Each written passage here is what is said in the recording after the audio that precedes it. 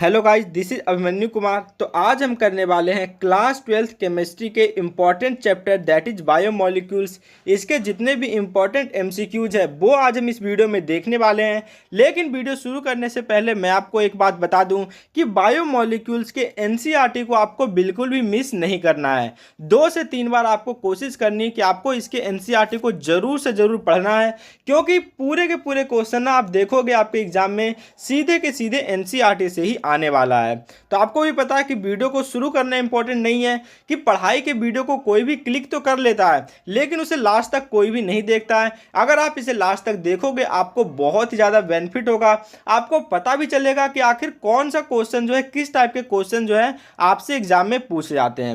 अब हम time waste नहीं करते हैं, सीधा शुरू कर लेते हैं अपने पहले क्वेश्चन से कि glycogen is a branched chain polymer of alpha D glucose. हमें पता है कि जो ग्लाइकोजन होता है वो अल्फा डी ग्लूकोज का पॉलीमर है, जो कि C1C4 मतलब कार्बन फर्स्ट और कार्बन फोर्थ के बीच में ग्लाइकोसिडिक लिंकेज होता है, उसे हम कुछ नाम देते हैं। लेकिन इसके अलावा अगर आप देखते हो तो उसके अंदर जब ब्रांचिंग हो जाती है जो कि कार्बन फर्स्ट और कार्बन सिक्स के बीच में होती है, तो उस स्ट्रक्चर को हम क्या कहते हैं? तो उस स्ट्रक्चर को हम कहते हैं अमाइलोपेक्टिन। आप कहोगे सर आपने तो सीधा डायरेक्ट हमें बता दिया, क्योंकि ये चैप्टर पूरा का पूरा थ्योरेटिकल चैप्टर है। इसमें अगर आप चीज़ों को पढ़ के रखोगे ना आप बहुत आसानी से कर पाओगे। मतलब जब कार्बन 1 और कार्बन 4 का जब ग्लाइकोसिडिक बॉन्ड होता है ना, जब सिमिलर चैन होता है, एक लॉन्ग चैन होता है, तो उसे हम कहते हैं अमाइलोज। लेकिन जब उसके अंदर ब्रांचिंग आ जाती है तो हम उसे क्या कह जाते हैं? अमाइलोपेक्टिन। ठीक है, नेक्स्ट क्वेश्चन हम करते हैं। क्वेश्चन नंबर 2 हमारे पास है कि which of the following polymer is stored in the liver of animal. कि एनिमल के लीवर में कौन सा चीज जो है स्टोर होता है? अमाइलोज, सेलुलोज, अमाइलोपेक्टिन या फिर ग्लाइकोजन। आपको पता होना चाहिए कि जो ग्लाइकोजन का दूसरा नाम क्या होता है? एनिमल स्टार्च होता है। मतलब कि ये दोनों एक तरह से सिमिलर ही है कि एनिमल स्टार्च जो होता है वो ग्लाइकोजन ही होता है, और यही जो कहाँ स्टोर होता है? लीवर ऑफ एनिमल्स में। इसके अलावा मसल में और ब्रेन में, दोनों में क्या आपका ग्लाइकोजन स्टोर किया जाता है। तो इसका सिंपल आंसर हो जाएगा 4, that is glycogen. Question number 3 है कि sucrose is a disaccharide 1 molecule of sucrose on hydrolysis gives. आप इसे ऐसे भी समझ सकते हैं या फिर आप इसे ऐसे समझ सकते हैं कि सुक्रोज किन किन चीज़ों से मिलकर बना हुआ है। ठीक है, तो अगर आपको पता होगा कि जो सुक्रोज होता है, बहुत ही पहले से पढ़ते आ रहे होगे कि 1 molecule of glucose plus 1 molecule of fructose जो है, अगर ये दोनों मिलता है तो हमारा क्या बनता है? सुक्रोज। यानी कि अगर आप सुक्रोज को ब्रेक भी करोगे ना तो आपको क्या मिलेगा? 1 मॉलिक्यूल ऑफ ग्लूकोज मिलेगा और 1 मॉलिक्यूल ऑफ फ्रुक्टोज मिलने वाला है। तो इसका ऑप्शन नंबर 3 दैट इज ये करेक्ट हो जाएगा। नेक्स्ट है क्वेश्चन नंबर 4 है कि protein are found to have, कि प्रोटीन के 2 अलग अलग स्ट्रक्चर होते हैं। कौन से? अल्फा हेलिक्स और बीटा प्लीटेड शीट। ठीक है, तो जो अल्फा हेलिक्स स्ट्रक्चर होता है ना प्रोटीन का, वो किस चीज से द्वारा आपका जो है स्टेबलाइज्ड रहता है? तो आपको 4 बॉन्ड इसमें, peptide bond, van der Waals force, hydrogen bond और डाइपोल डाइपोल इंटरेक्शन। अगर आप एनसीईआरटी को पढ़ोगे वहां पर साफ साफ लिखा हुआ है कि जो आपका अल्फा हेलिक्स प्रोटीन होता है ना, उसके अंदर कौन सा बॉन्ड होता है? हाइड्रोजन बॉन्ड होता है। इसी के कारण वो क्या होता है? स्टेबलाइजेशन अपना शो करता है। तो इसका option number 3 that is hydrogen bond correct हो जाने वाला है। नेक्स्ट है क्वेश्चन नंबर 5 कि which of the following B group vitamin can be stored in our body. कि इनमें से कौन सा ऐसा विटामिन है जो कि हमारे बॉडी में स्टोर किया जाता है? तो जो विटामिन बी होता है ना, अगर आप पूरे ग्रुप को देखोगे तो ऐसे हम नॉर्मल कहते हैं कि जो विटामिन बी है वो वाटर सॉल्युबल है, मतलब वाटर में आसानी से मिल जाता है। लेकिन विटामिन B1, B2 और B6 ये तीनों जो होते हैं वो वाटर सॉल्युबल होते हैं, और इसे यूरिन के द्वारा क्या होते हैं? ये एक्सक्रीट कर लिया जाता है, मतलब कि बाहर निकल जाता है ये।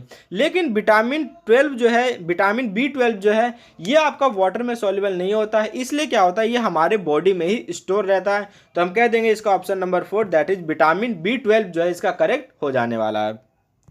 नेक्स्ट है क्वेश्चन नंबर 6 कि which of the following basis is not present in DNA.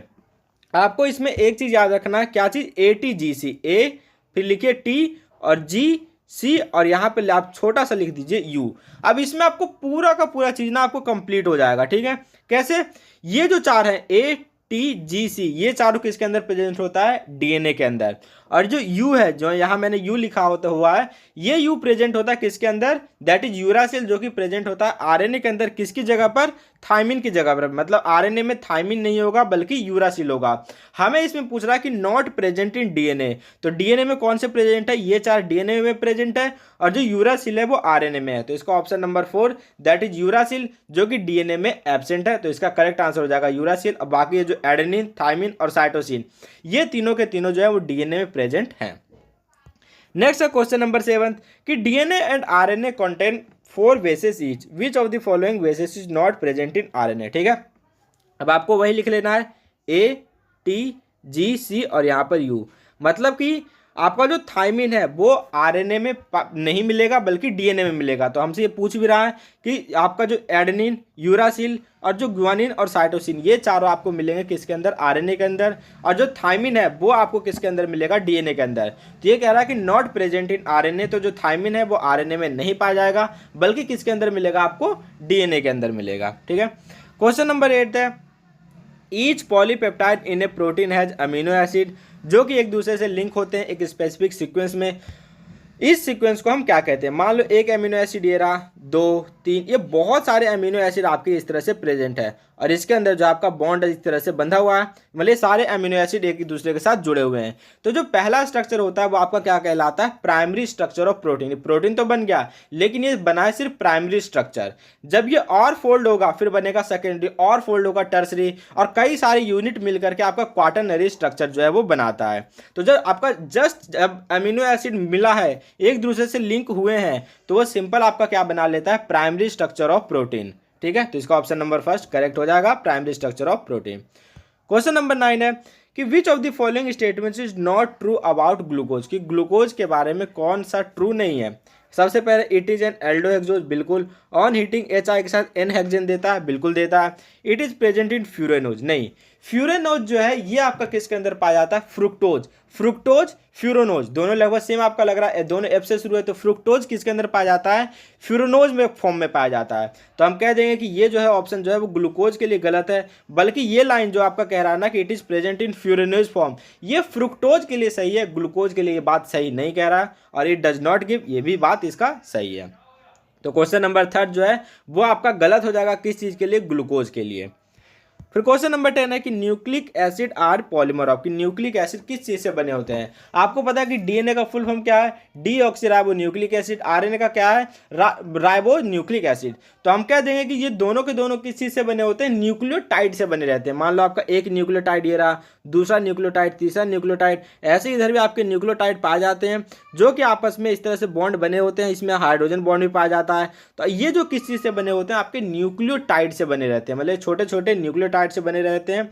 तो हम कह देंगे कि आपका क्या हो गया, न्यूक्लियोटाइड हो गया, जो कि आपका न्यूक्लिक एसिड इस चीज से बना होता है। ठीक है, नेक्स्ट है क्वेश्चन नंबर 11 कि maltose is made up of, कि माल्टोज क्या है। अब जिस तरह से हमने देखा था कि सुक्रोज किस चीज से बना होता है, ग्लूकोज प्लस फ्रुक्टोज से मिलकर आपका बना होता है सुक्रोज, उसी तरह से माल्टोज किस चीज से बना रहता है, 1 ग्लूकोज प्लस 1 ग्लूकोज, मतलब ग्लूकोज की ही यूनिट जुड़ी होती है, मतलब 2 ग्लूकोज की यूनिट मिल करके माल्टोज बनाते हैं। तो हम यहाँ पर कह सकते हैं कि इसका जो है ऑप्शन नंबर कहाँ आ गया, 2 अल्फा डी ग्लूकोज। आपको ये पता होना चाहिए कि अल्फा डी ग्लूकोज है या फिर बीटा डी ग्लूकोज है। तो माल्टोज के अंदर जो होता है वो अल्फा डी ग्लूकोज पाया जाता है, और कई सारे अल्फा डी ग्लूकोज, मतलब कि 2 unit of alpha D glucose मिल करके आपका माल्टोज का फॉर्मेशन करते हैं। तो इसका सिंपल आंसर हो जाएगा 2 unit of alpha D glucose.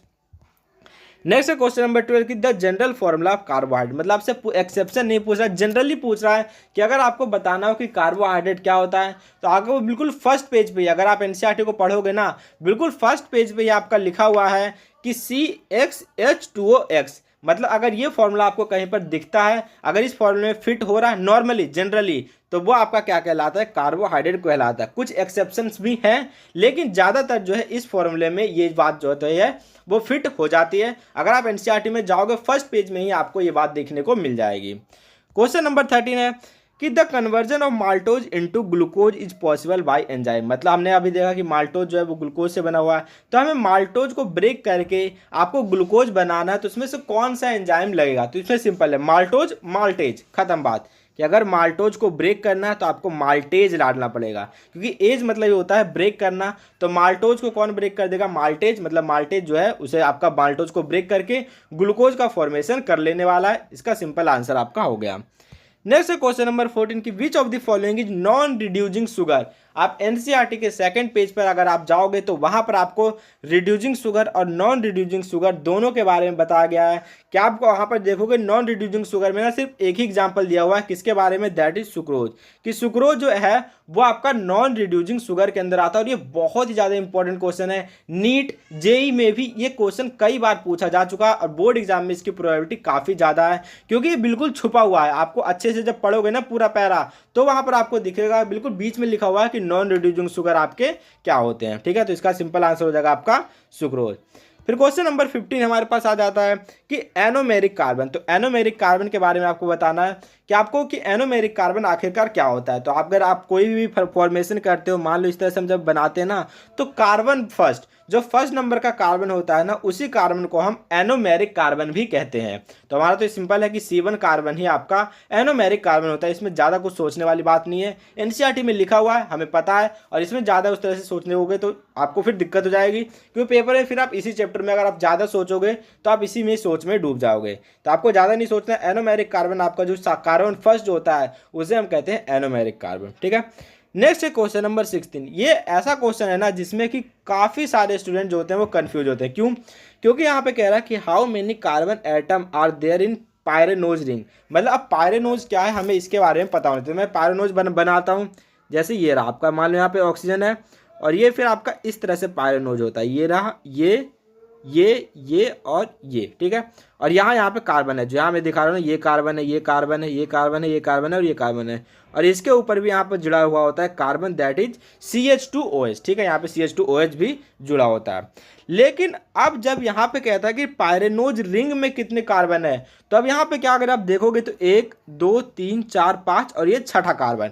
मतलब अगर आपसे पायरेनोज रिंग कहता है तो उसके अंदर आपका कितना कार्बन, रिंग के अंदर कितने हैं, 1 2 3 4 5, तो इसका में कितने हैं, 5 कार्बन। लेकिन अगर आपसे नॉर्मल पूछा है कि how many carbon atom are there in pyranose, तो वहां पर आपका क्या हो जाएगा, 6 कार्बन आ जाएंगे। मतलब कि पायरेनोज के अंदर कितने कार्बन है, 6 कार्बन। 5 तो ये आपके सर्कल वाले, रिंग वाले, और 1 कार्बन आपका यहाँ पे ही प्रेजेंट है। तो पायरेनोज के अंदर 6 कार्बन है, लेकिन पायरेनोज रिंग के अंदर 5 कार्बन है। बहुत इंपॉर्टेंट क्वेश्चन है, क्योंकि स्टूडेंट इसमें कंफ्यूज हो जाते हैं कि आखिर इसमें 5 आएगा या फिर 6 आएगा। नेक्स्ट है question number 17, the letter D in the carbohydrate significance.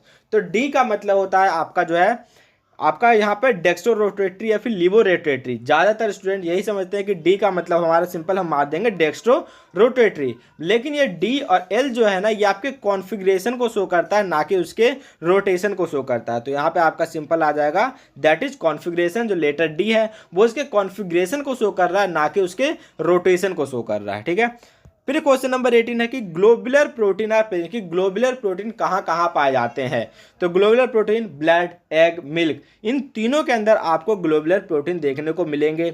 एक और प्रोटीन है कैरेटिन। जो कैरेटिन प्रोटीन होते हैं वो आपको कहाँ पाए जाते हैं, हेयर के अंदर पाए जाते हैं। ये भी इंपॉर्टेंट क्वेश्चन है, तो उसको भी आपको ध्यान रखना है। तो कैरेटिन प्रोटीन हो गया, ग्लोबुलर प्रोटीन हो गया, तो इन तीनों के अंदर आपके ग्लोबुलर प्रोटीन पाए जाते हैं। तो हम कह देंगे कि इसका ऑप्शन क्या हो जाएगा, ऑल ऑफ दिस, मतलब कि तीनों ही करेक्ट है। ब्लड, एग और मिल्क तीनों के अंदर ग्लोबुलर प्रोटीन पाए जाते हैं।